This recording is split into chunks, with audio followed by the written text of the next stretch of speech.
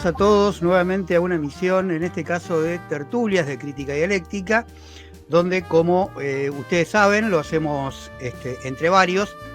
Hoy Laura, por cuestiones de viaje, no va a estar presente, pero sí lo tenemos a Claudio Sussman, profesor de la UBA, a Iván Ciccini, también docente en una escuela de la UBA, y que tiene la particularidad para el tema de hoy que, porque el tema de hoy va a ser elecciones, las últimas elecciones en Alemania. Digo, Iván tiene el plus de que estuvo el último mes viviendo en Alemania, justamente. Más bien concentrado en Berlín, así que donde, bueno, fue una elección particular, va a ser muy interesante toda la experiencia que él nos pueda volcar en el programa de hoy. Como decía, en el programa de hoy vamos a tratar las elecciones en Alemania, no porque tengamos una especial predilección por ese país, sino porque es un país y una elección clave. Es un país clave en la Europa, en la Unión Europea, es el líder claramente en términos económicos y es el motor, o por lo menos lo era, porque viene bastante mal últimamente desde la guerra con Ucrania.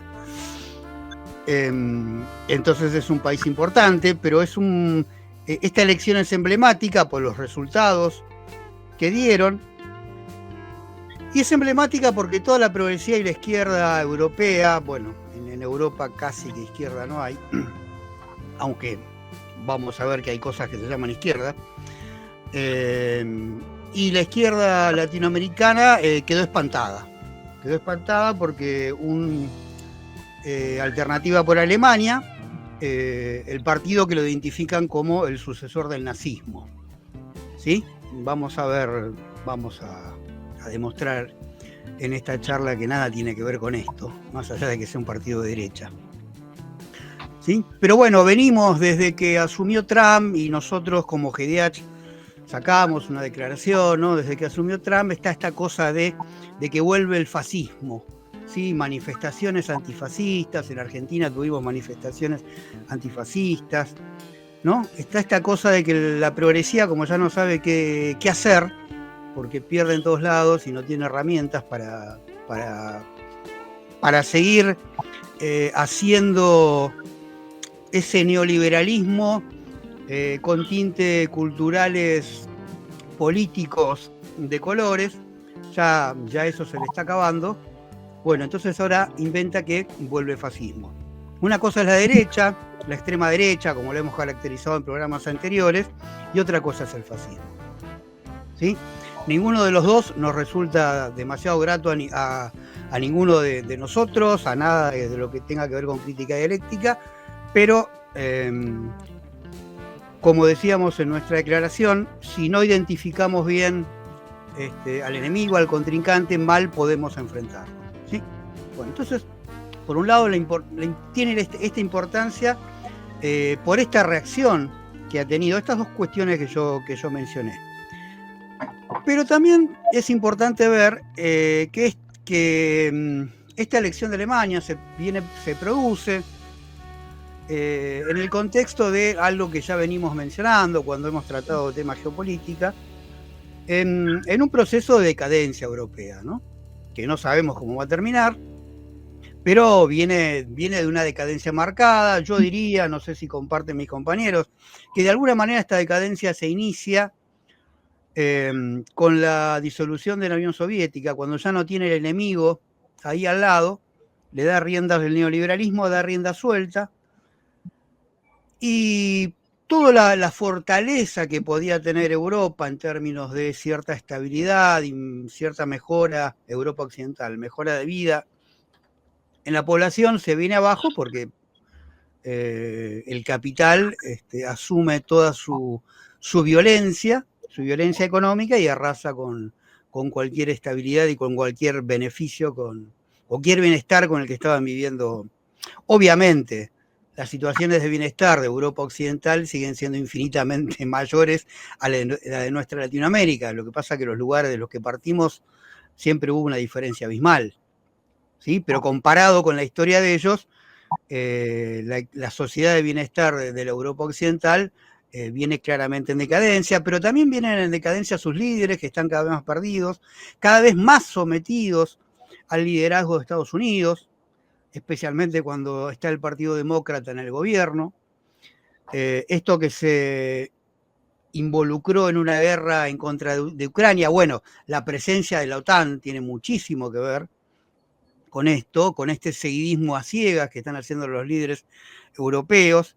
Los líderes de la derecha blanda o los socialdemócratas europeos, de este seguidismo a ciegas de Estados Unidos, y esta particularidad que tiene esta derecha un poco más dura, que está apareciendo en varios lugares de Europa, que ya lo mencionamos lo remito a nuestra tertulia anterior respecto de las extremas derechas, que justamente una de las cosas que quieren cortar es o limitar de alguna manera este seguidismo de Estados Unidos, y tienen cuestiones, algunos más, algunos menos, cuestiones con el tema de la OTAN.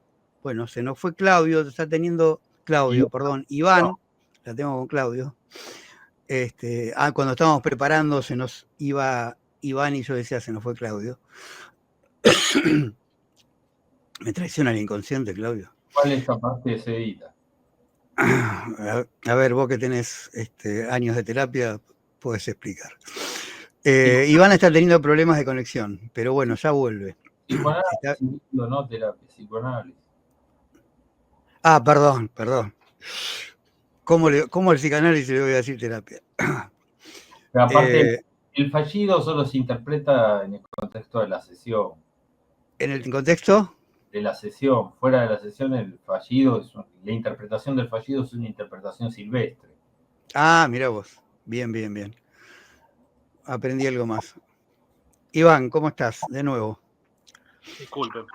Bueno, hablaba de la decadencia, y con Trump esto parece más marcado, es como que Europa está un poco más perdido, digamos, ¿no? Encima cuando Trump está haciendo lo que prometió en campaña, de terminar la guerra de la OTAN con Rusia, donde Zelensky volvió a quedar como el payaso que siempre fue, el lugar del cual nunca se tendría que haber corrido, digamos, ¿no? De los escenarios.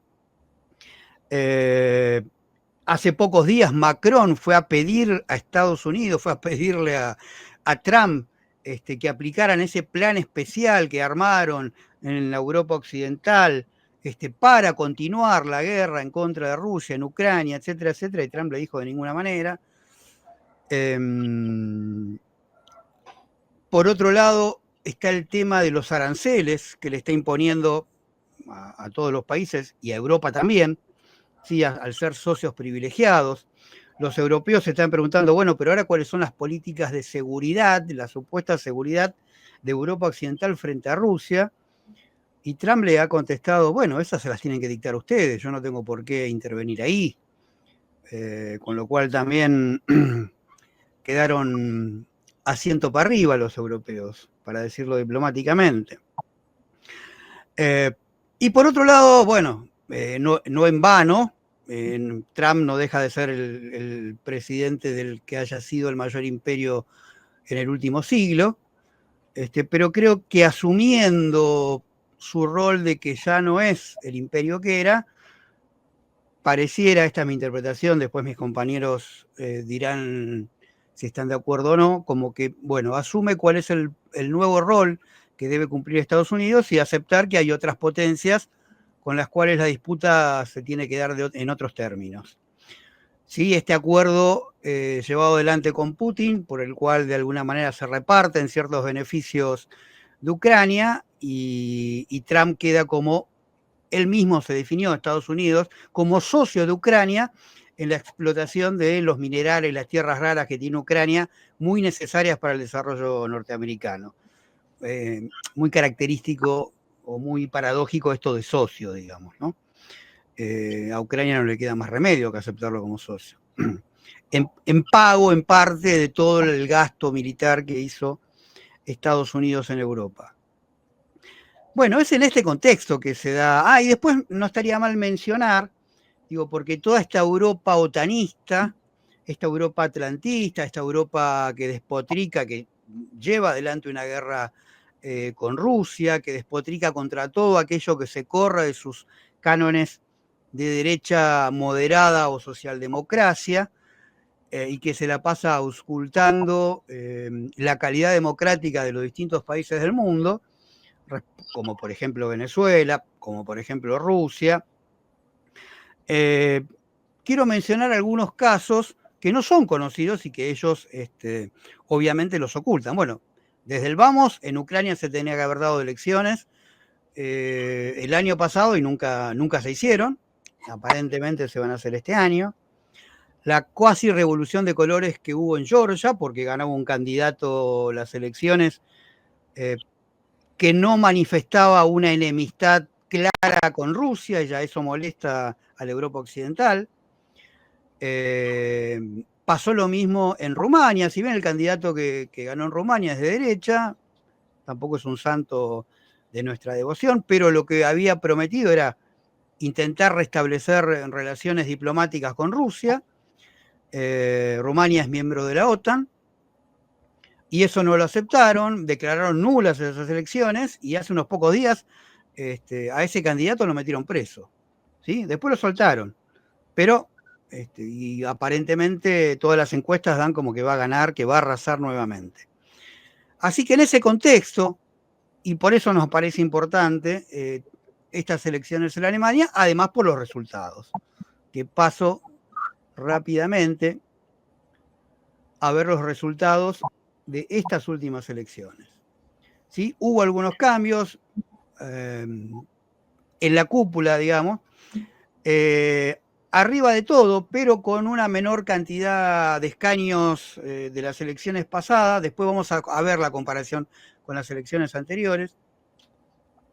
Tenemos a los conservadores, la democracia cristiana, y la gran sorpresa es que finalmente llegó al segundo lugar Alternativa por Alemania, que es el partido que toda la progresía, los socialdemócratas, la izquierda, lo clasifica como nazi, ¿sí? Y que nosotros vamos a explicar que, si bien es de extrema derecha, no es nazi, que no es exactamente lo mismo.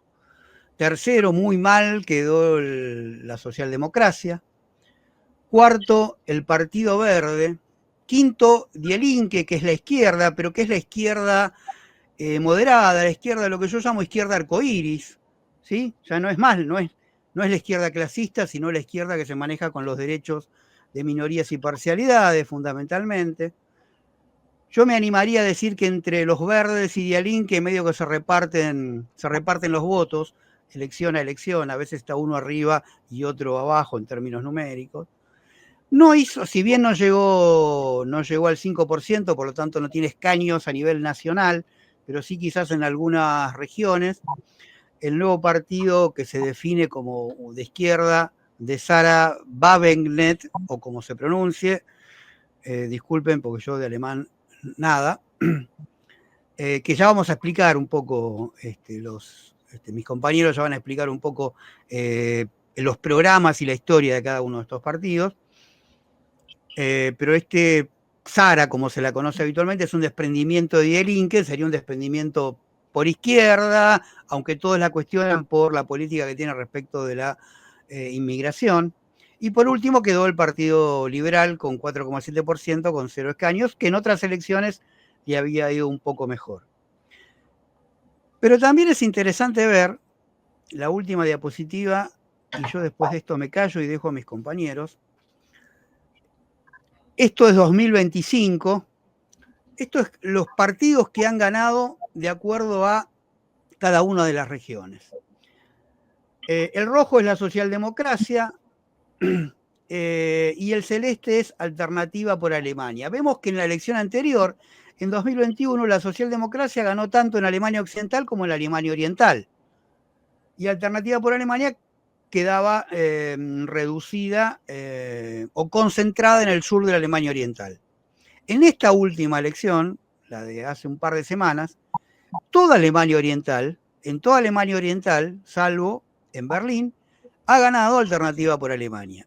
Salvo en Berlín, que ganó Die Linke en la única región donde ganó Die Linke, esta izquierda esta izquierda arcoíris, esta izquierda woke, por llamarla de alguna manera. Y casi toda Alemania occidental ganaron los conservadores, los demócratas cristianos. Esto también nos habla de que esta supuesta unificación alemana evidentemente viene teniendo ciertos problemas, digo, porque es muy marcado, quedó muy marcado en esta última elección.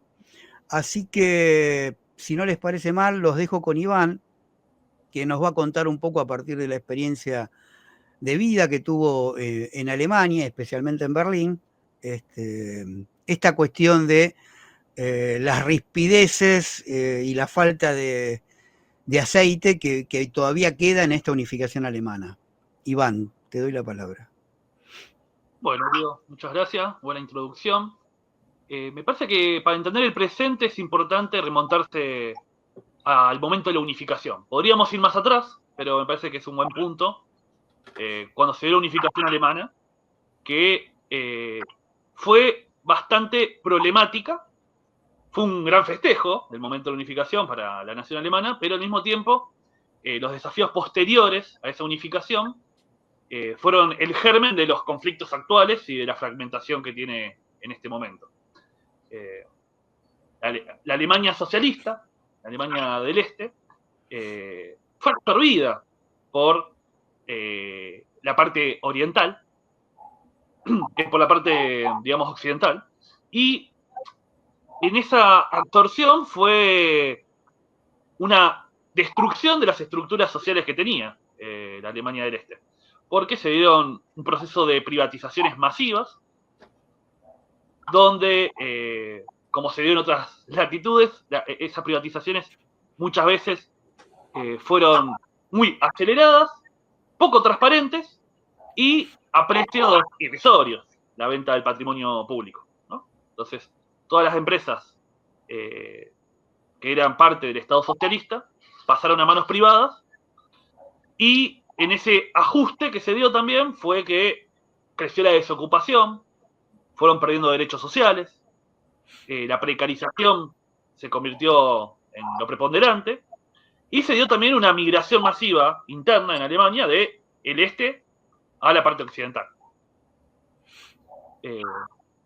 Muchos jóvenes migraron. Entonces, ya quedó también debilitado el este por este motivo, ¿no? Los salarios eran mucho más altos también en la parte occidental. Todo eso generó un empobrecimiento de lo que ya era una economía con ciertos problemas, se fueron agravando. Porque hay que recordar que en Alemania socialista había pleno empleo, educación pública, salud pública, había una serie de derechos garantizados, también el acceso a la vivienda, que a pesar de ciertos problemas económicos que caracterizaban al régimen socialista burocrático,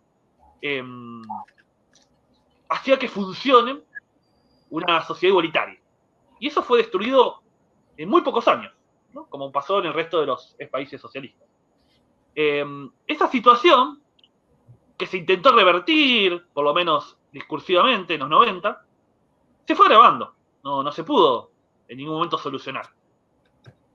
No lo logró hacer ni el Partido Conservador Social Cristiano, ni tampoco luego, a partir del 98, los socialdemócratas, ¿no? En el 98 ganaron los socialdemócratas, haciendo una coalición con los verdes, y en el 98 se armó esta alianza rojo y verde, que se alineó totalmente con la OTAN, ¿no?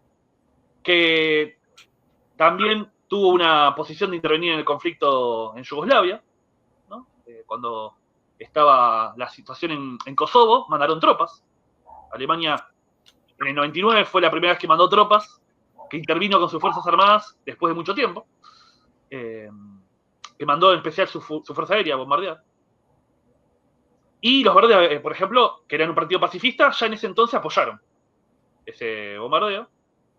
Y después se instaló algo que era la Agenda 2010, que era el plan de los socialdemócratas.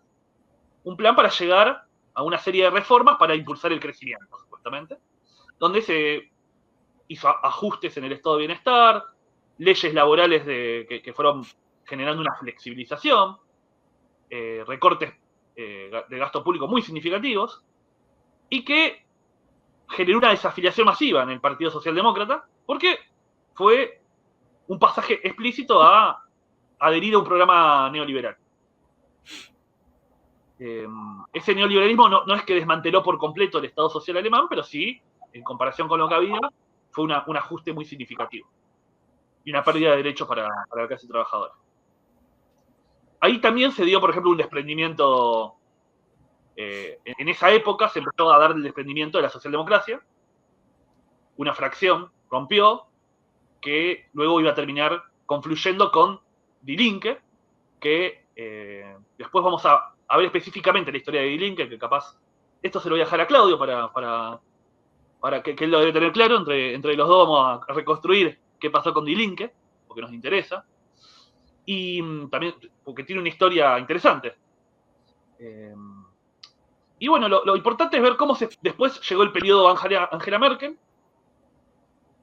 donde se fue dando un acercamiento cada vez más fuerte con Rusia, ¿no? Acuerdos principalmente económicos, donde Rusia se convirtió en el proveedor de gas para Alemania, que fue fundamental en el impulso a su crecimiento económico, a su periodo de mayor crecimiento económico. Y bueno, después en todo esto hay otros elementos, como la importancia que tuvo Alemania para la constitución de la Unión Europea, como su industria y su sector financiero es clave para que exista la Unión Europea. Por eso implica una crisis de la Unión Europea. Eso es importante tenerlo en cuenta, que si Alemania se ve en una situación de recesión, eso tiene un enorme impacto en toda la Unión Europea. Bueno, después, lo que vamos a hacer a continuación, que le voy a pasar la palabra a Claudio, es hacer un repaso por las fuerzas políticas actuales alemanas, pero no también viendo cómo surgieron, qué orientación tienen. Así que bueno, le dejamos a Claudio la caracterización de las fuerzas políticas alemanas. Bueno, yo voy hago un recuento breve de la historia de cada uno de los partidos, desde la derecha hasta la izquierda. Empezando obviamente por Alternativa por Alemania, AfD, que es considerado, caracterizado por nosotros como un partido de extrema derecha. Extrema derecha simplemente porque está a la derecha de la derecha tradicional. No ultraderecha, porque consideramos que no se plantea un cambio de régimen, no se pone al margen de la democracia liberal. Alternativa por Alemania surge en realidad a partir de un grupo de economistas neoliberales. La crítica que ellos básicamente tenían a la derecha tradicional era que la derecha tradicional era particularmente permisiva con la inmigración. Y el leitmotiv a partir del cual se va presentando Alternativa por Alemania es el tema de la restricción de la inmigración ilegal o de las políticas de puertas abiertas de Angela Merkel. Pero básicamente, desde el punto de vista económico, un partido neoliberal lo sigue siendo. Algunos incluso lo llegan a caracterizar como libertario, pero que es inmediatamente percibido como la derecha de la derecha, y por lo tanto en Alemania eso ya es particularmente riesgoso porque surge la identificación con los nazis, con los neonazis. Ahora, hay que ser sincero, evidentemente es cierto que hay elementos neonazis que se subieron al carro de Alternativa por Alemania. Otros no. Los grupos neonazis existen desde que se constituyó la República Federal Alemana y estuvieron activos, aunque proscriptos, buscando subterfugios legales para poder actuar, pero en general fueron bastante perseguidos, al igual que los comunistas. hay algunos de estos elementos neonazis que sí se subieron a Alternativa por Alemania, pero no es un partido que podamos definir de ninguna manera como neonazi, primero porque no se plantean un cambio de régimen, no se plantean una acción de violencia, no tienen grupos de choque al estilo SA, y porque además es un partido que apoya a Israel. Así que tampoco le podemos colgar el San Benito de antisemita. Y además hay una cosa bastante interesante y llamativa, que es la que termina siendo la dirigente más importante de Alternativa por Alemania.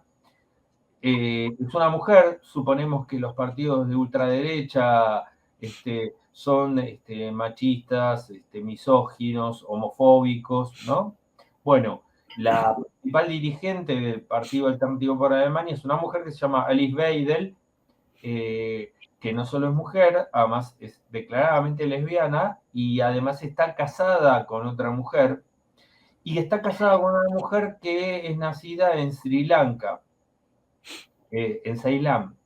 Y además adoptaron a dos chicos no alemanes, no sé si africanos o asiáticos, o uno africano y otro asiático, una cosa así. Es decir, que Alice Weidel tendría todas las credenciales para ser una excelente candidata progresista, ¿no?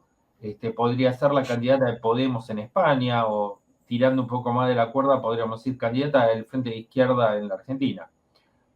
Sin embargo, es la dirigente de la extrema derecha alemana.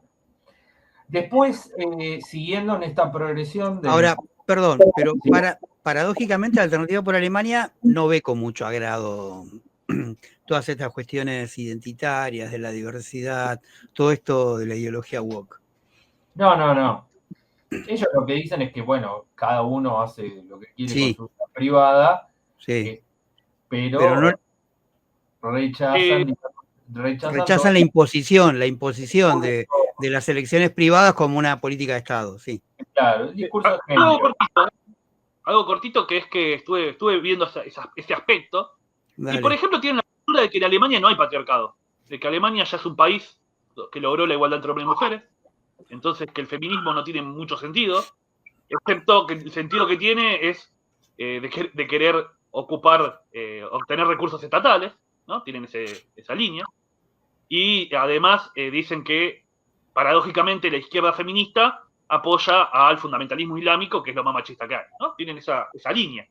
Claro. Y por eso ganan adeptos, porque justamente denuncian que la izquierda que deja entrar la migración masiva son las que están haciendo que se reinstale el patriarcado, porque en Alemania no existe un significativo machismo o exclusión de las mujeres, sino que son los inmigrantes los que vuelven a reinsertar el machismo debido a sus prácticas culturales. Entonces, con eso es importante ese discurso, sí, porque con esto también va ganando adeptos, y también entre las mujeres. Tampoco es que lo votan solamente los hombres, como quieren también instalar. Y algo más cortito es que tiene un discurso en una entrevista donde dice que el nazismo era comunista, era de izquierda. Que el nazismo era de izquierda. Lo mismo que se reprodujo acá en Argentina con Milei, ¿no? Que sostiene que el nazismo en realidad era comunista, era de izquierda, era socialista, ¿no? Entonces, tienen esa línea de que no son nazis porque ellos no son socialistas, para nada, son liberales. Entonces, lo que dicen es que el nazismo representa los valores de la derecha, ¿no? Que el nazismo representa el modelo de la izquierda. Estatista, claro. Sí. Lo mismo que dicen todo, ¿no? Se llamaba nacionalsocialismo y subrayan el socialismo. Como sabemos, eso es insostenible, pero es el discurso de la principal líder. Sí. Bueno, en Alternativa por Alemania confluyen, bastante parecido, digamos, de lo que pasa con Milei en la Argentina, confluyen los liberales libertarios, los liberales rancios y lo que llamaban la nueva derecha. La nueva derecha, que puede tener cierto coqueteo con el fascismo, pero que ellos mismos ponen énfasis en que son nueva derecha, que son otra cosa.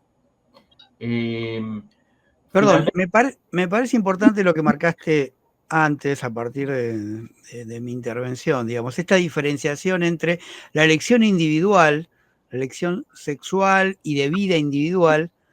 Digo, porque se lo atacó a Alternativa por Alemania por ser antiderechos, ¿no? Como que son homofóbicos, que van a salir corriendo a las mujeres, a los negros, a las lesbianas, y que yo escuchaba, por ejemplo, en el programa de Atilio Borón, hiperprogresista, eso de que no entendían. ¿Cómo puede ser que este partido tiene una candidata que es lesbiana, digamos, ¿no? Decían, es totalmente incoherente. Por eso es importante eso que vos marcaste, esa diferencia entre lo que es la elección individual y lo que sí se pretende a partir de la ideología woke o la ideología de las particularidades, como lo llamamos, que esa elección individual de ciertas minorías o de parcialidades sean una imposición de política de Estado. ¿Sí? Digo,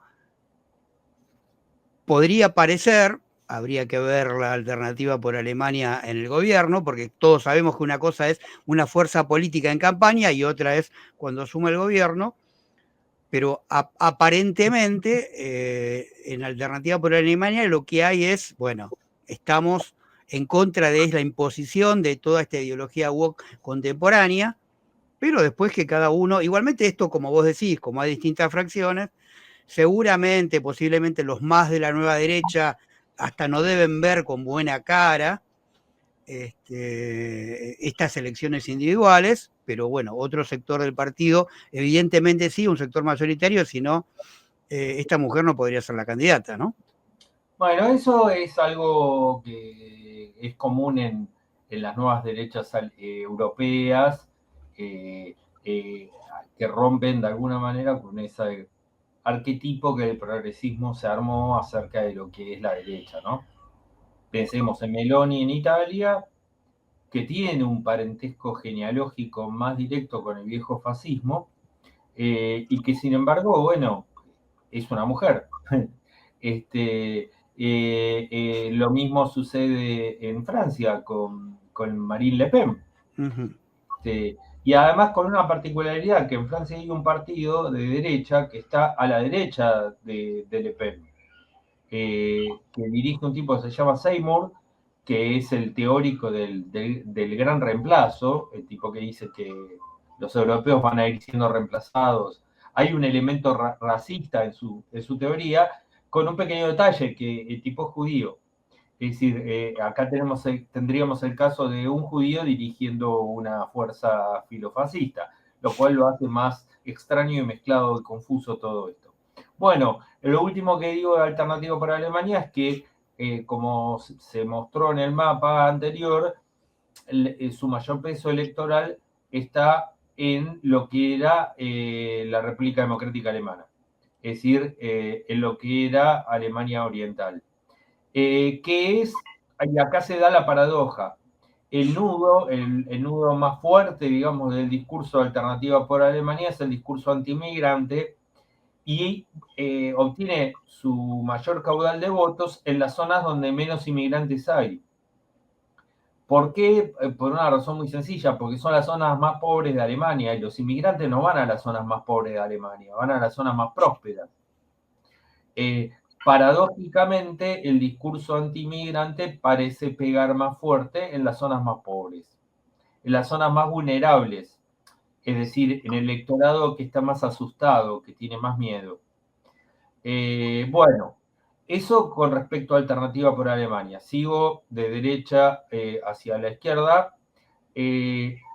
La segunda fuerza política que yo leí por ahí en algunos comentarios que era una alianza de partidos conservadores, no es exactamente una alianza. Son dos partidos, pero son dos partidos paralelos. El Partido Demócrata Cristiano y la Unión Social Cristiana. ¿Por qué son dos partidos paralelos? Porque hay que partir de la idea de que la mayoría de los alemanes son de raíz luterana. No así en el sur de Alemania. En Baviera y en Baden-Württemberg, donde la mayoría son católicos. Entonces formaron dos partidos separados que se presentan en las elecciones, la democracia cristiana se presenta en el norte, en el centro, en el resto del país, y la Unión Social Cristiana se presenta en el sur del país. Pero funcionan como si fueran un solo partido. Uno vendría a ser más católico y el otro más luterano, pero los hechos funcionan como un solo partido. Es el partido conservador, podríamos ubicarlo en el espectro político, vinculado con lo que se llama el Partido Popular Europeo, es decir, en el Parlamento Europeo coinciden con el Partido Popular Español, con las fuerzas más conservadoras, y son el partido de Adenauer, es decir, el partido que fundó la República Federal de Alemania. Y el partido del cual dirigió Helmut Kohl en su momento, que fue el artífice de la mal llamada unificación alemana. Bueno, fue una unificación, fue una anexión. Y posteriormente Angela Merkel. Es decir, es un partido de liderazgos fuertes. Es el partido de Adenauer, de Helmut Kohl, de Angela Merkel. Y veremos este nuevo dirigente que tienen, que es un ex empleado de BlackRock. Es decir, que viene del corazón del capital financiero. De la misma manera que Macron fue empleado de la banca Rothschild, también viene del corazón del capital financiero. Bueno, siguiendo en esta progresión, después de los demócratas cristianos, viene un partido que hoy por hoy está absolutamente en decadencia. De hecho, no logró representación parlamentaria en esta última elección, pero en las anteriores tampoco, pero que tuvo un peso importante en la historia moderna alemana, que es el Partido Demócrata Liberal. ¿Por qué tuvo un peso importante? Porque en Alemania, para poder formar gobierno, por lo general, hay que formar coaliciones. Entonces, cuando gobernaba la democracia cristiana, tenía que hacer una coalición con el pequeño Partido Demócrata Liberal, al cual se le otorgaba tradicionalmente el Ministerio de Relaciones Exteriores, que generalmente lo dirigía un señor que se llama Herrscher, y se hablaba de la política herrscherista. ¿Por qué digo esto? Porque cuando ganaban los socialdemócratas también tenían que formar una coalición, y también lo formaban con los liberales. Por lo tanto, el Ministerio de Relaciones Exteriores lo manejaba siempre el mismo partido. Ganaran los demócratas cristianos o ganaran los socialdemócratas, siempre ese ministerio estaba en manos del herrscherismo. Entonces era un partido minoritario, pero que sin embargo, por la necesidad de formar coaliciones, tenía un rol clave. Ese rol ya lo perdieron porque se ha reducido mucho y ya no tiene representación parlamentaria. Sí, bueno, perdón, acá tengo el cuadro. En la elección del 2021 sacó el 11% y en esta sacó menos del 5%, por eso no tiene representación parlamentaria. Sí, yo me refería a las europeas, que fueron después del 21. Ah, perdón. Está bien. Bueno, después de los demócratas liberales viene, obviamente, el Partido Socialdemócrata Alemán, que es es el partido más antiguo de Europa, y es uno de los partidos más antiguos del mundo. No voy a hablar mucho sobre el Partido Socialdemócrata Alemán porque habría que dedicarle un programa entero. Solo decir que fue uno de los pilares de la fundación de la República Federal de Alemania. Fue uno de los pilares, fue uno de los que garantizó esta orientación que tuvo la República Federal de Alemania. No nos olvidemos que el Partido Socialdemócrata era el que controlaba los sindicatos, es decir, que tuvo un papel fundamental en el estado de bienestar que se estableció después de la guerra, en la reconstrucción. Fue un garante del orden. Y además tuvo un papel importante también el Partido Socialdemócrata Alemán en la conformación de otras fuerzas políticas en otros países. Básicamente, el Partido Socialista Obrero Español era un partido que a la muerte de Franco prácticamente no existía, era inexistente. Y fue el Partido Socialdemócrata el que le dio, alemán, el que tuvo una injerencia muy grande en inflarlo, en financiarlo, en sostenerlo, por el miedo de que en España creciera el Partido Comunista, que era el que había tenido un protagonismo mucho más fuerte en la resistencia contra Franco. Bueno, no voy a hablar mucho del Partido Socialdemócrata, es el gran derrotado de estas elecciones porque quedó tercero. Quedó tercero. Históricamente el Partido Socialdemócrata era o salía primero o salía segundo. Incluso en algunos casos, que fue el último, creo que el caso del último gobierno, encabezaba el gobierno, pero hubo casos de coalición con los demócratas cristianos también. Lo que se llamó la coalición en su momento negro, rojo y amarillo, porque estaban los demócratas cristianos, los socialdemócratas y los demócratas liberales. En el último gobierno estaban los socialdemócratas con los verdes y los amarillos. Por eso le llamaban la coalición semáforo. Sí. Rojo, amarillo y verde. Bueno, a la izquierda del Partido Socialdemócrata podemos encontrar el partido Die Grünen, los verdes, así se llaman. Y acá sí hay bastante cosas para comentar. ¿Cuál es el origen de Die Grünen? En el año 81 hubo una iniciativa de Reagan de despliegue de misiles con ojivas nucleares en toda Europa. Esto generó un movimiento de manifestaciones en contra en todo el continente europeo, muy, muy grande, muy masivas, muy poco estudiada y muy poco recordada. Yo lo seguí con particular interés, era muy joven en ese momento, pero lo seguía con particular interés. Y este movimiento fue la fragua, digamos, a partir del cual surgió el partido Die Grünen, el partido de los verdes, donde en principio estaban en contra de las armas nucleares, después lo hicieron extensivo a la energía nuclear en general, partido ecologista, pero que se presentó en su momento como un partido antisistema. Y en Die Grünen no solo confluyeron sectores pacifistas y ecologistas, sino también que confluyeron algunos sectores desengañados, descreídos de la extrema izquierda de los 70, o incluso ahí nos podríamos permitir decir incluso de la ultra izquierda de los 70. No nos olvidemos que en los años 70 existió la fracción del Ejército Rojo, una guerrilla urbana en Alemania Federal, también conocida como la Baader-Meinhof. Y también algunos sectores desengañados o descreídos de la socialdemocracia.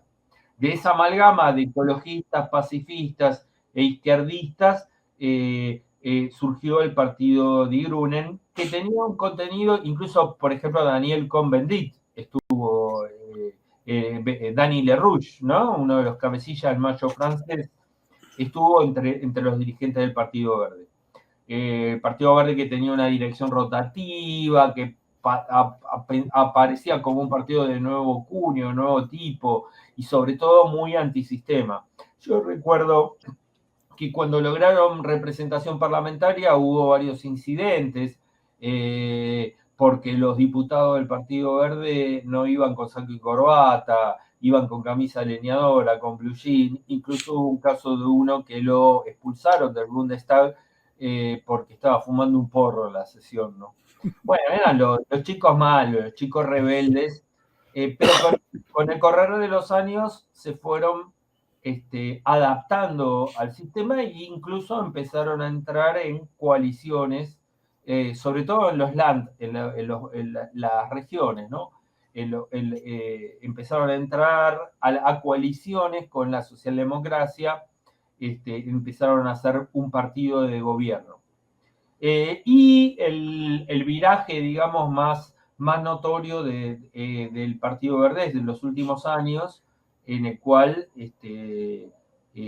han tenido, por ejemplo, en el caso de la guerra en Ucrania, una posición absolutamente belicista, sí, pidiendo mayor presupuesto militar, mayor ayuda militar a Ucrania. Es decir, que todo el viejo discurso pacifista que tenían los verdes, Die Grünen, de alemanes, quedó en el olvido. Digamos de paso que de todos los partidos ecologistas o partidos verdes que surgieron en Europa en los años 80, el único que realmente llegó a tener una presencia política relativamente importante fue Die Grünen. Fueron en gran medida los impulsores de la desnuclearización de Alemania. Si Alemania hoy en día prácticamente no tiene centrales nucleares funcionando, y eso se debió en gran medida también al peso cultural que llegó a tener, no tanto electoral, pero sí cultural, que llegó a tener el movimiento ecologista en Alemania. Bueno, siguiendo en esta progresión desde la extrema derecha hacia la izquierda, después de Die Grünen tenemos a Die Linke. Los orígenes de Die Linke son también interesantes. En Alemania Oriental, en la República Democrática Alemana, había un partido dominante. Formalmente no era el partido único, pero a los hechos funcionaba como un partido único, que se llamaba Partido Socialista Unificado, que era el nombre de lo que podríamos llamar el Partido Comunista. Cuando cae el muro de Berlín y se disuelve la República Democrática Alemana, que es absorbida por la República Federal, el Partido Comunista o Partido Socialista Unificado cambia su nombre, se recicla y pasa a llamarse Partido Demócrata Socialista. Mantienen todavía el nombre de socialista, Partido Demócrata Socialista. Y posteriormente, el Partido Demócrata Socialista, a su vez, se recicla en lo que se va a llamar Die Linke, la izquierda. Así a simplemente, la izquierda. En Die Linke van a confluir el antiguo Partido Socialista Unificado de Alemania Oriental con sectores nuevos y sectores que vienen desengañados de la socialdemocracia. Es un partido escoba, un partido que barrió lo que iba quedando. Probablemente también le haya absorbido alguna base al Partido Verde, al Die Grünen, pero fundamentalmente arrastró elementos que venían de la socialdemocracia. Incluso Oscar Lafontaine, que había sido un dirigente socialdemócrata importante, miembro de gobierno, ministro de un gobierno socialdemócrata, que vira a la izquierda y se incorpora después, o es uno de los impulsores de Die Linke. Finalmente, en los últimos tiempos, Die Linke va metamorfoseándose cada vez más y se transforma en esto que Guido hablaba al principio de la izquierda woke, ¿no? La izquierda globalista, la izquierda con un discurso de género, la izquierda que levanta, algunos llaman la izquierda arcoíris o la izquierda morada. Fíjense que justamente se identifican con el color morado, no con el rojo.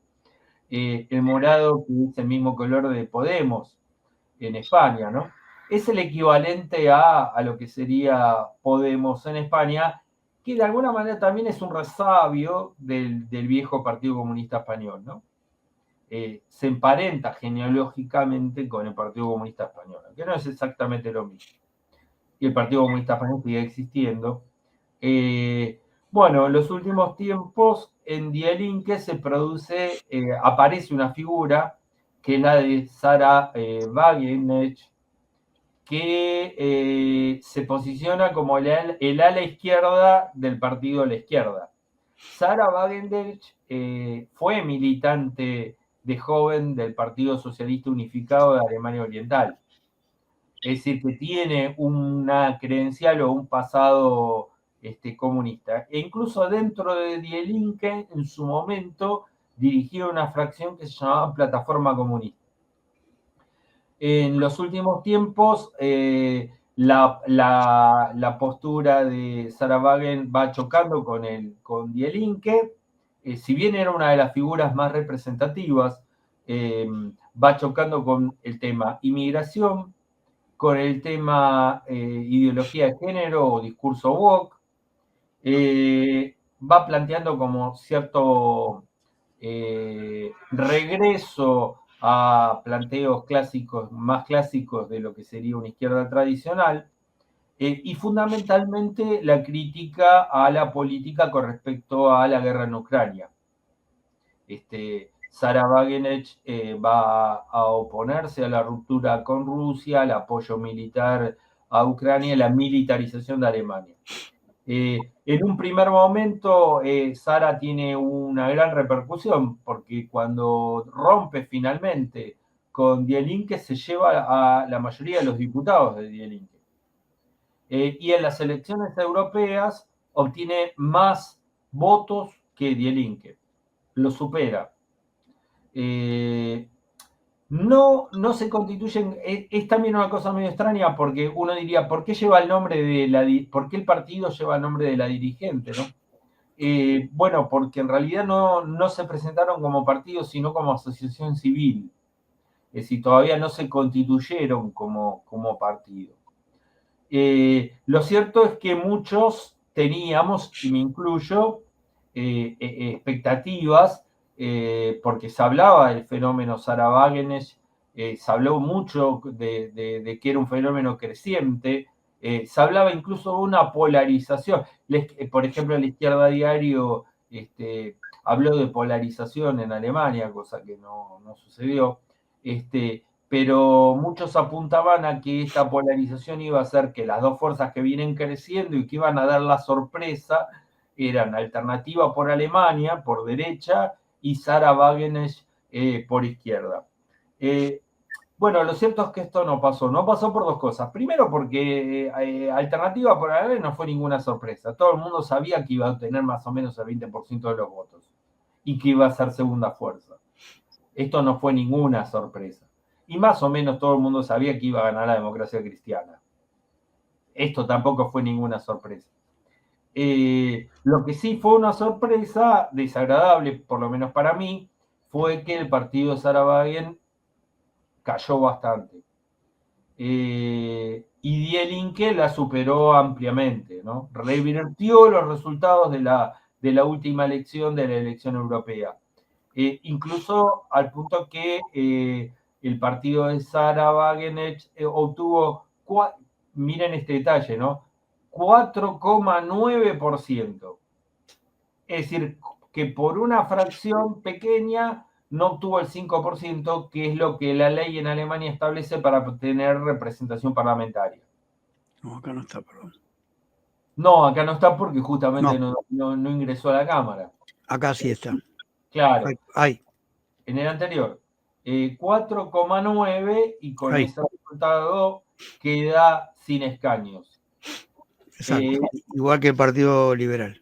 Igual que el Partido Liberal. Ahora, veamos una cosa. Die Linke obtuvo 8,5. Es decir, obtuvo el doble. Y el doble significó 62 diputados. O sea, miren lo que es la diferencia entre tener 4,9 y 8,5, que en la Argentina no pareciera ser una gran diferencia, en Alemania puede significar un bloque de 62 diputados, lo cual lo acerca a Die Grüne, que tiene 90, y que en definitiva entre 90 y 119 tampoco hay tanta diferencia, que es lo que tienen los socialdemócratas. Exacto. Bueno, esa es la gran desilusión o la gran sorpresa, por lo menos en mi caso, con respecto a las elecciones en Alemania. El resto fue todo predecible, que iba a ganar la democracia cristiana, que Alternativa por Alemania iba a salir segundo con alrededor de un 20%, que los socialdemócratas muy desprestigiados iban a quedar tercero,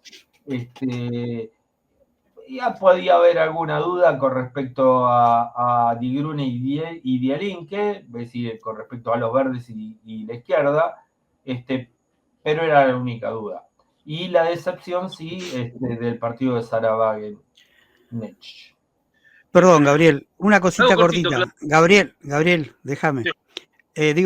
Vos quedaste desilusionado porque Sara Wagenknecht no logró meter diputados. Al contrario de la publicación Jacobin, esa que está disfrazada de rojo, pero que es nada más que reformista, no sé si llega a socialdemócrata, que evidentemente quedaron contentos porque la titulaban como una candidata peligrosa, ¿sí? Por estas cosas que describiste vos, ¿no? Porque, bueno, evidentemente se asocian más con Die Linke. Sí, Iván. se la llegó a denominar rojiparda. Claro. Rojipardo es un término que utiliza mucho la izquierda woke, la izquierda progre, para descalificar a las organizaciones que pueden surgir por izquierda, criticando justamente ese discurso woke. Eso surgió en España, fundamentalmente. Pero y particularmente en la izquierda progre, en la izquierda woke, en la izquierda que levanta todo el discurso de género, la presencia de Sarah Wagen era extremadamente irritante. Según algunos comentaristas, fue bastante ninguneada en la campaña electoral, bastante raleada, no se le dio espacio en los medios de comunicación, y bueno, habría que indagar un poco más qué pasó con su fuerza política, que se pinchó, ¿no? Pues yo no creo que se pinche solamente porque la ningunean. Evidentemente, Die Linke pudo recuperarse, la izquierda, el partido de la izquierda pudo recuperarse, y aparentemente que además ganó en Berlín, donde aparentemente tiene bastante su discurso. Acá vemos los resultados de Berlín. Bielin, que sacó 22%, salió primero. Y el segundo fue la democracia cristiana. Habría que ver un poco más cuál es esta dinámica que hay entre los berlineses y el partido de la izquierda, y la dinámica que hay entre la izquierda y la fuerza Sarah Wagenknecht. Y ahí, bueno, Iván nos puede contar más porque él estuvo y lo vio de cerca, ¿no? Yo mucho más detalles no tengo al respecto. Bueno, yo pude observar que estaba totalmente ausente Sara, esa fuerza política.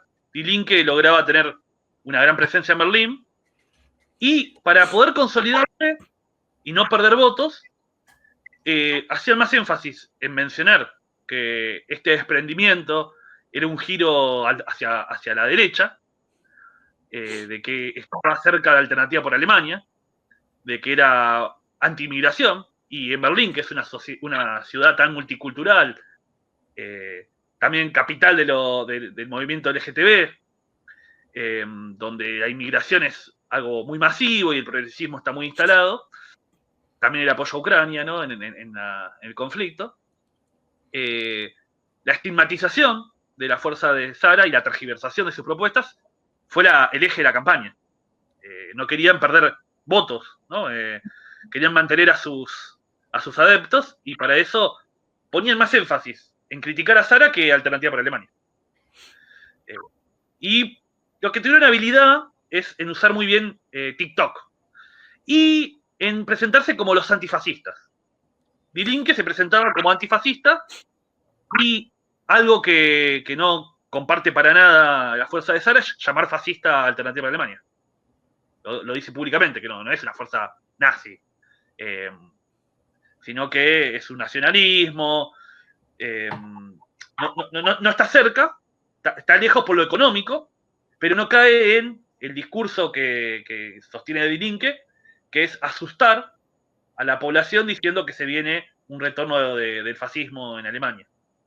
Sí, además en declaraciones que hizo Sara se diferenció claramente de AfD, ¿sí?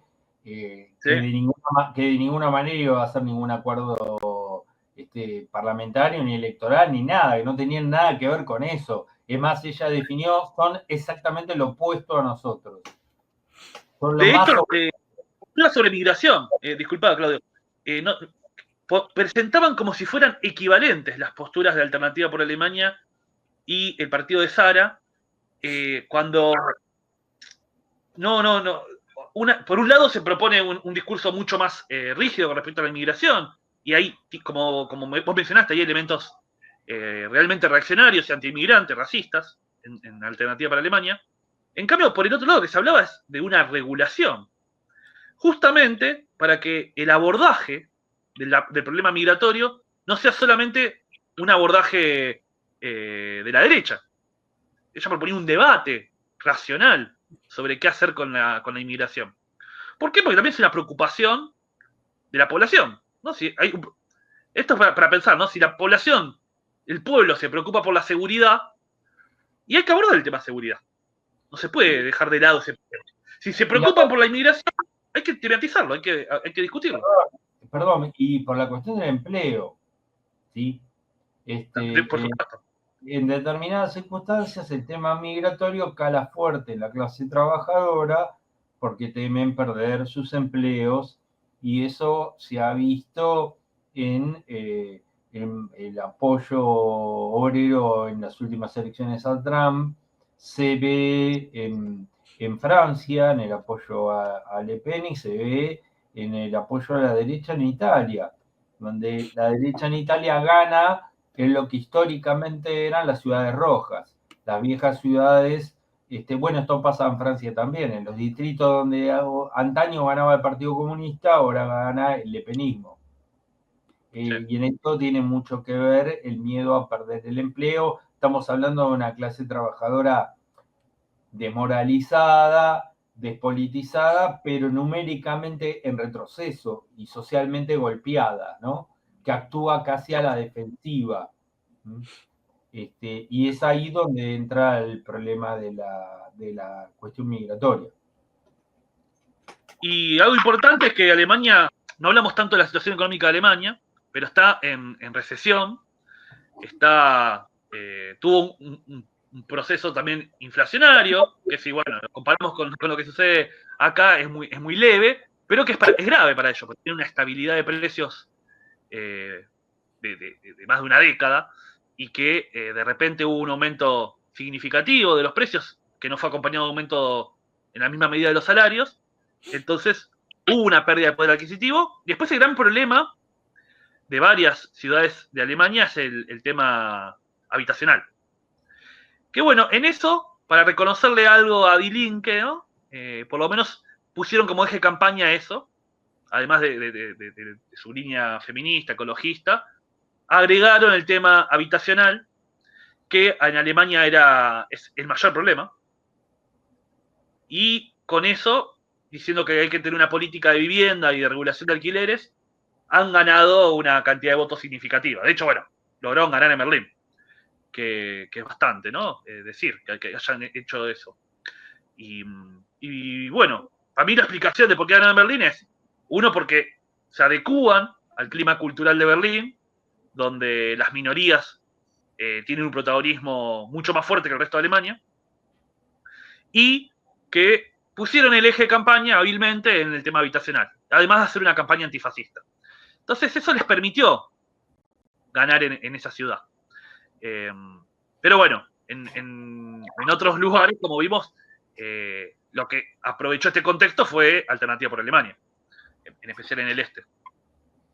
Yo quería agregar, y creo que yo por mi parte ya iría terminando, lo que quería agregar es otra cosa que tiene que ver con la cuestión geopolítica, diplomática, militar.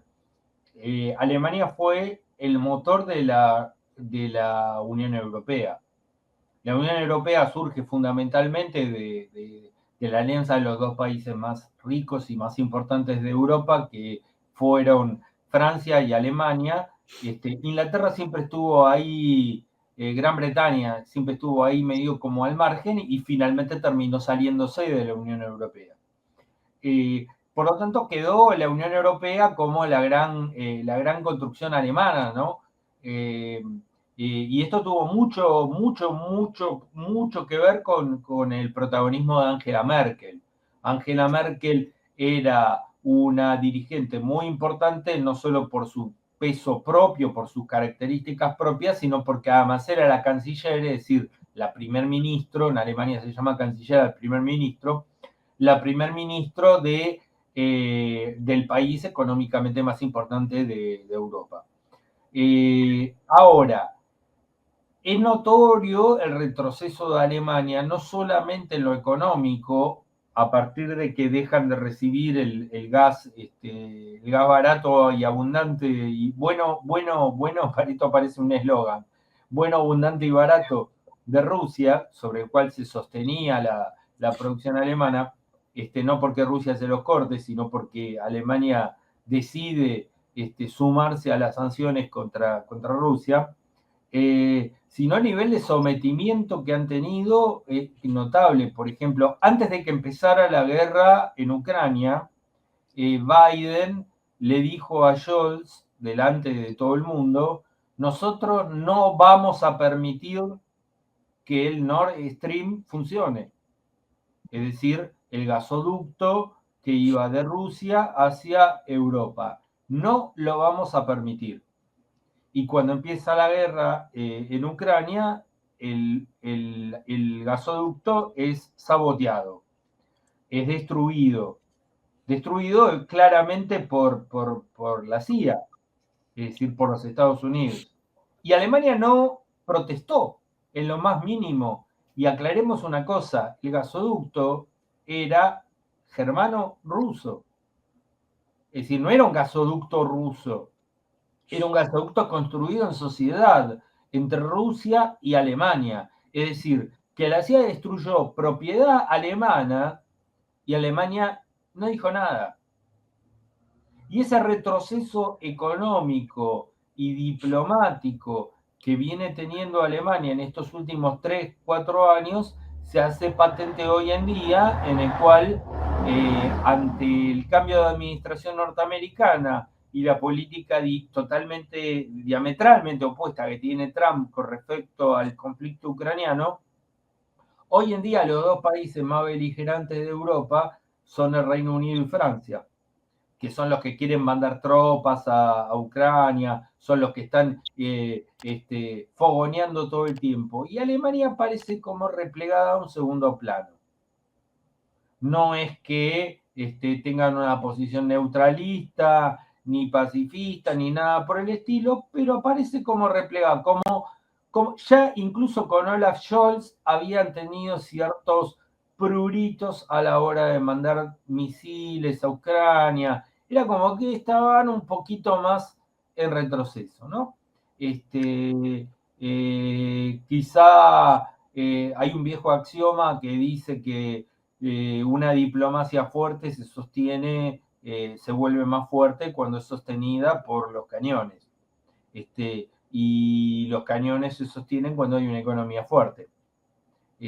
Bueno, quizás este retroceso diplomático, esta falta de protagonismo que está teniendo Alemania tenga que ver con su debilidad económica y su debilidad militar también.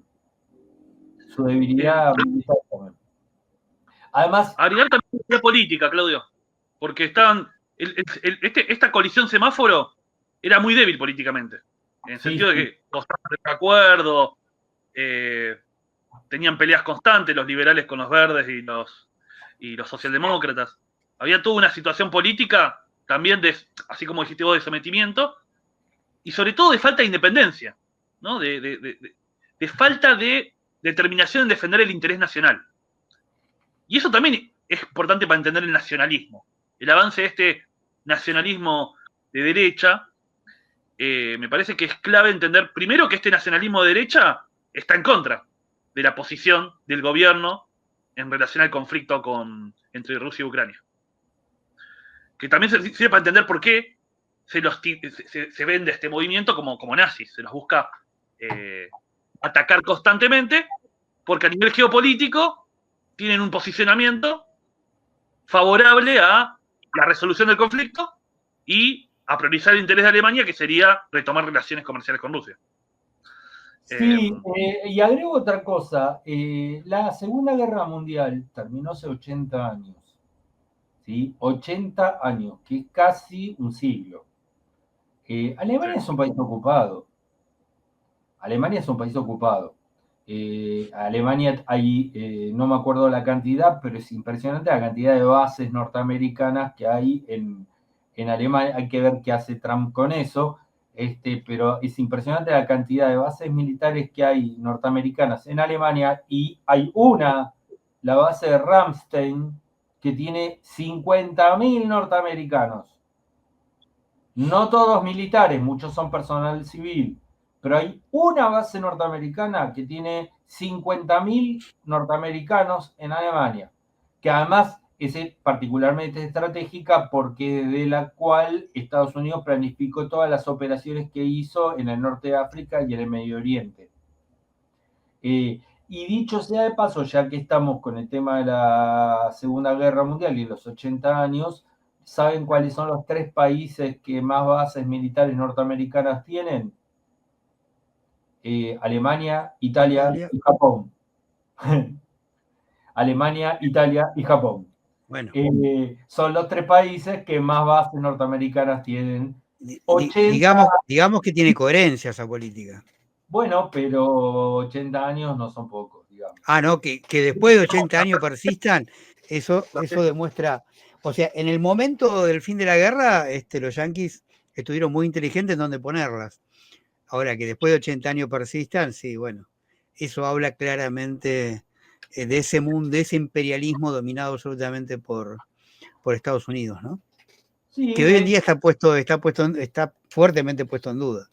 Que siguen siendo 3 países, sobre todo Alemania y Japón, siguen siendo 3 países relativamente ocupados. Sí. Con un nivel de independencia muy acotado, ¿no? Muy acotado. Y con políticas serviles hacia Estados Unidos, claramente. Bueno, no sé, Iván, si querés decir algo más. Bueno, algo que me parece relevante es que en el último gobierno, la coalición, se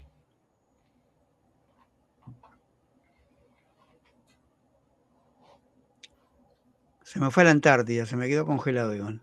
Sí, se quedó congelado. Decíamos que tenía problemas de conexión. Bueno, aprovecho yo lo que iba a decir de cierre y en todo caso después cierra Iván con lo más específico. Me parecen dos datos. Uno es este fenómeno de lo que se llama la multipolaridad, de esta pérdida de hegemonía absoluta de Estados Unidos sobre todo el mundo, atraviesa claramente Alemania, atraviesa claramente toda Europa y nos atraviesa también a nosotros, ¿sí? Estábamos por entrar a los BRIC y vino Milei y nos saca. Así que, y en el caso de Alemania es absolutamente llamativo porque buena parte de lo que estuvimos discutiendo, de lo que se diferencian los partidos, es si apoyan, cuánto apoyan o si se quieren retirar del conflicto entre Ucrania y Rusia. Iván, digo yo lo que iba a decir de cierre y después cerrás vos con lo tuyo. Ese es uno de los temas. Y la otra que es paradójico, que yo lo vengo diciendo cada vez que puedo, hay un trastocamiento de lo que es la izquierda, la derecha, de lo que es el socialismo, el nacionalismo y el liberalismo, en esto que se mencionó, donde las clases trabajadoras terminan apoyando a partidos de derecha, porque la izquierda se ha olvidado absolutamente de la clase trabajadora, ¿no? Yo siempre digo, la izquierda ha abandonado el rojo y ha adoptado la bandera del arco iris. Y el rojo era la clase trabajadora, la izquierda se ha olvidado de la clase trabajadora, las distintas izquierdas, en Europa, en América Latina. Y esto hace que se dé una paradoja, por decirlo de alguna manera, antinatural, digamos, ¿no? Que la clase trabajadora se tenga que respaldar en estos partidos de derecha que en realidad no son a favor de la clase trabajadora, sino que son nacionalistas, que entran en discusión con esta economía altamente financiarizada, que son antiglobalistas porque pretenden, digamos, justamente salirse de esta lógica absolutamente financiera que quiere tirar abajo, intentó tirar abajo las fronteras. Y eso, bueno, de alguna manera redunda indirectamente en posibles beneficios a la recuperación del empleo y de ciertos salarios, digamos, ¿no? Y bueno, Alemania no queda exento de eso, por eso también queríamos abordar el tema de las elecciones en Alemania, porque es un botón de muestra de lo que viene pasando. Iván, te dejo a vos con la palabra final. Bueno, me parece que es importante entender también cómo el último gobierno que tuvo Alemania, que es esta coalición, semáforo, que también la idea de semáforo muestra esta cosa multicolor que caracteriza a ese gobierno. Perdón, También fue muy ecléctico. recordemos, semáforo porque era el rojo de la socialdemocracia, el verde del Partido Verde y el amarillo de los liberales, que en esta elección no llegaron a sacar ni un diputado. Lo interesante, quería hablar de los liberales, que fueron uno también de los grandes perdedores, porque bajaron bastante, no tiene ni siquiera representación en el Parlamento, hicieron una campaña antiestatista, en contra de la burocracia, en contra de los obstáculos a la innovación, en contra de los impuestos, con una estética hasta parecida a la de los libertarios de Argentina. Yo los veía, los carteles, y cuando lo que podía entender era una campaña muy liberal, un poco radicalizada, que cayeron en un descrédito total, porque fueron parte de un gobierno considerado por la derecha, un gobierno progre, ¿no? Donde están los verdes, los socialdemócratas, donde predomina también una línea feminista y de intervencionismo estatal para todo lo que es la transición energética. Entonces, estos liberales, que sí están alineados geopolíticamente, que por eso estaban ahí, ¿no? Están a favor de la OTAN y en contra de Rusia, por eso los unió eso, me parece, a esta alianza. Los verdes también. Una cosa, Iván, el Partido Demócrata Liberal estuvo en todos los gobiernos. Sí. Que es lo que yo decía antes, ¿no? Con el Henschel. Estuvo en todos los gobiernos. Pese a ser un partido muy minoritario. Sí, de hecho, no sé si puede tener algún tipo de incidencia ahora que no tiene. Me parece que va a quedar totalmente marginalizado. Debe ser capaz de una de las peores elecciones que tuvieron. Y perdieron con un discurso que quisieron presentarlo como antiestatista. No tuvieron apoyo. Fue una gran derrota. Pero sí eran parte de la coalición y trababan gran parte de la iniciativa que podía tener este gobierno semáforo, porque se oponía a todo lo que sea aumento del gasto público. Y en la recesión en la que se encuentra Alemania, la estrategia era tratar de reactivar la economía con gasto público, y los liberales siempre trababan eso. Ponían obstáculos. Y se oponían a la transición energética verde. Entonces era una coalición que muy débil porque no tenían acuerdos entre sí, y esa debilidad también se tradujo en pérdida de votos por parte de los socialdemócratas, ¿no? De que tuvieron un gobierno caracterizado por desastroso en general. Va a ser difícil, de hecho, que se recuperen. Pienso que van a seguir cayendo. Y me parece que ante esa situación es importante entender qué es lo que alimenta a la derecha. Porque la derecha aprovecha estas circunstancias para presentarse como somos lo que queremos hacer algo distinto. Romper con el status quo globalista, que tiene una posición geopolítica que nos perjudica, y ellos vienen a presentar un cambio grande en comparación con los continuistas. Y bueno, no lograron en esta ocasión ganar, pero el riesgo de que ganen es bastante fuerte a futuro. Pienso que tienen la posibilidad de seguir creciendo, al menos que el gobierno actual alemán pueda encauzar hacia la solución de los problemas más graves de Alemania. Yo pienso que va a poder expandirse su influencia. ¿No? Lo mismo se puede pensar en Francia. En Francia la derecha puede avanzar porque el status quo establecido no está logrando hacer cambios en la situación del país. Entonces, sí, cada vez los sectores conformes. Perdón, Iván, pero yo haría una observación sobre eso, que ya lo habíamos comentado en un video, en una tertulia anterior, que hay una diferencia entre Alemania y Francia. Yo creo que, a mi entender, Alternativa por Alemania tiene un cierto techo. Y ese techo viene marcado por el hecho de que el Partido Demócrata Cristiano y el Partido Socialdemócrata siguen siendo dos partidos muy fuertes. En un régimen parlamentario donde las coaliciones parlamentarias son fundamentales para formar gobierno. Francia es un sistema presidencialista.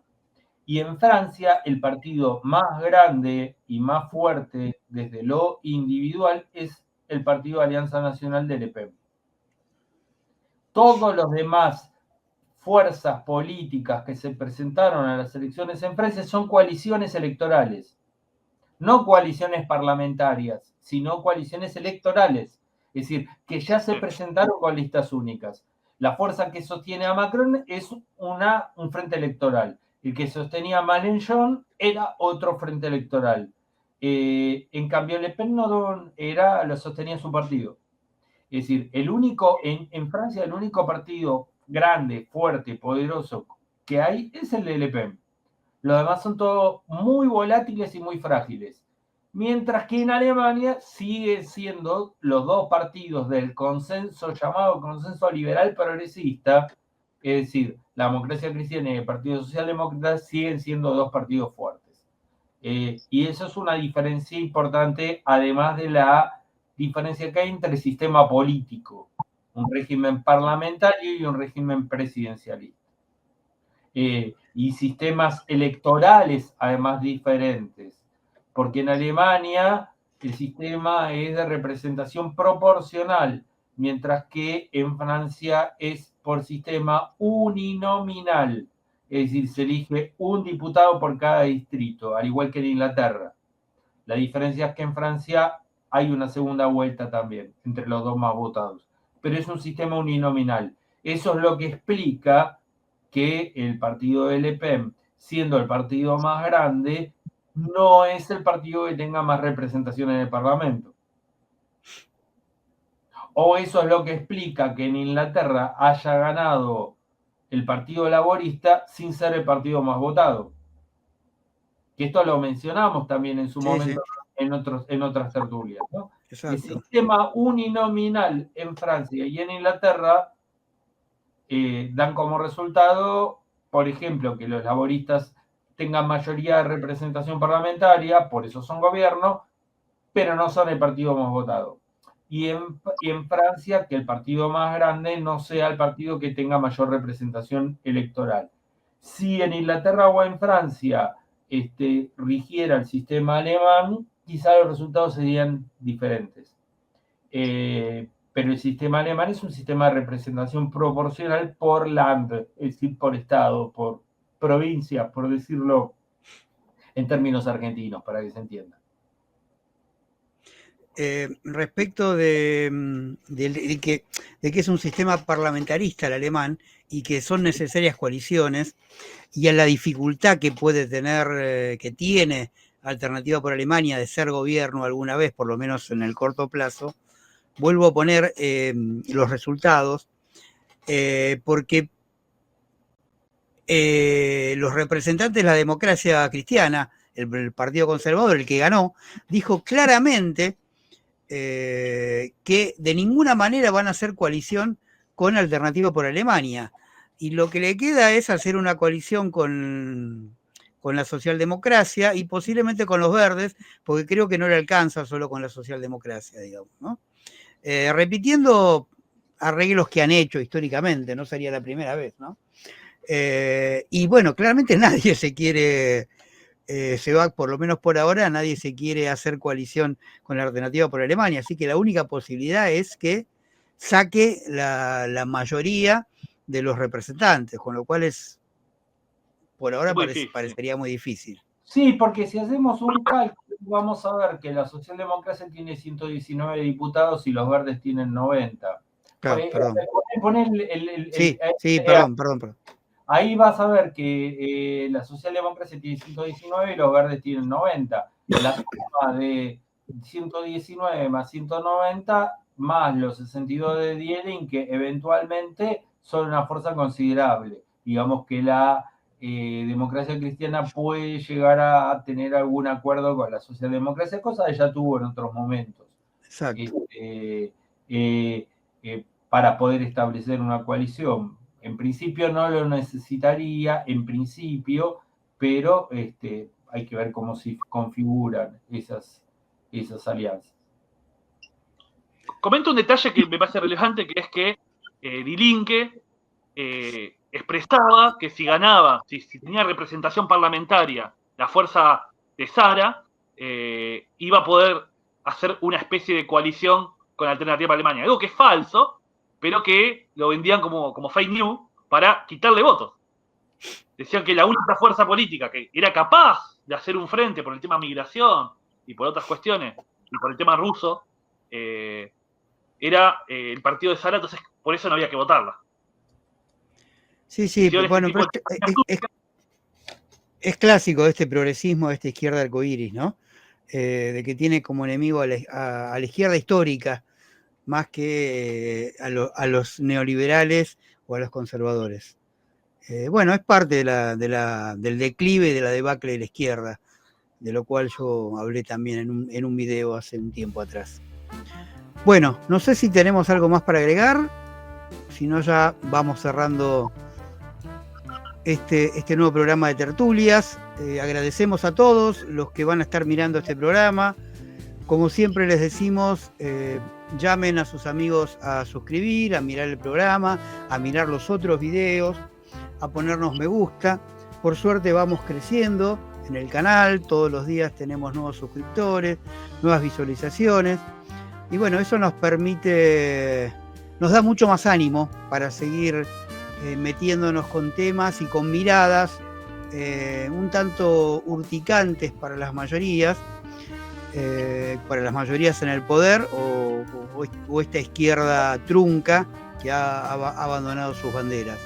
Así que muchas gracias, los esperamos en la próxima, tanto en los especiales como en la de tertulias. Hasta la próxima por mi parte. Hasta la próxima. Hasta la próxima.